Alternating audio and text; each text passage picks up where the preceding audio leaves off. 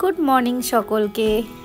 তো এখন চলে এলাম দীঘার পুরনো জগন্নাথ মন্দিরের সামনে। এই জগন্নাথ ঘাটটা এখন অনেক সুন্দর করে সাজানো হয়েছে, সেটা তো আমার আগের ব্লগেই দেখেছো। তো এখন সকালবেলা চলে এসছি সেখানেই, যাওয়ার আগে একটু দর্শন করতে। তো দর্শন করে যাব আজকে একটা অন্য জায়গায়, সেখানে ইনভিটেশন আছে। তাহলে চলো আমার সাথে। ও হ্যাঁ, আর একটা কথা, আজকের দিনটা সত্যি কিন্তু অন্যরকম, সেটা পরে কখনো জানাবো। এখন চলে এসেছি বালিচকে। বালিচকে সোমনাথদার ছেলের মানে গোলুর আজকে জন্মদিন। তো ও আজকে নতুন একটা বছরের, নতুন একটা জীবনের আরও সুন্দর মুহূর্তে পা দিচ্ছে। তো আজকের দিনটা তো অন্যরকমভাবে সেলিব্রেট সকলেই করে।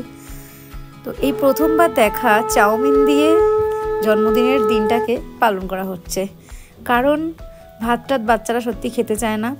তো সকাল থেকে উপোস করেই ছিল, কিন্তু তাই তাড়াতাড়ি খেতে হবে, তাই ব্রেকফাস্টের টাইমে ব্রেকফাস্ট দিয়ে জন্মদিনটা পালন করা হলো।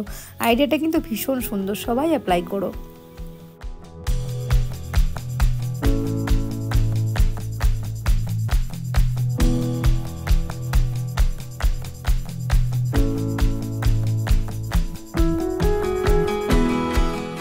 পর কথা বলতে বলতে দুপুরে লাঞ্চের টাইম হয়ে গেছে, আর কত সুন্দর করে সাজিয়ে ভাতের থালাটা দেওয়া হয়েছিল। তাতে 5 রকম ভাজা কিন্তু একদম মাস্ট, আর ছিল পায়েস।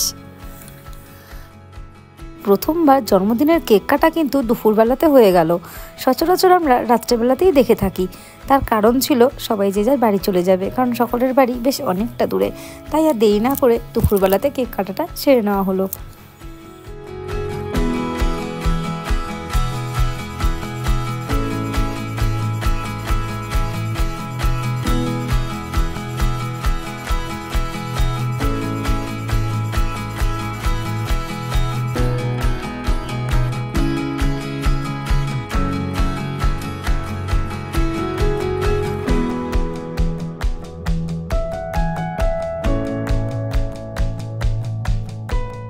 এরপর আমরাও আমাদের সমস্ত কিছু খাওয়া দাওয়া সেরে বেরিয়ে পড়লাম ঘাটালে বাড়ি যাওয়ার উদ্দেশ্যে। আর এই যে এই ভবনটা, এটা আমার ভীষণ ভালো লাগে। এটা কিন্তু বর্তমান কাগজের অফিস, যেটা ডানলপ থেকে একদম পুরো চেন্নাই পর্যন্ত মেন রুটে অবস্থিত।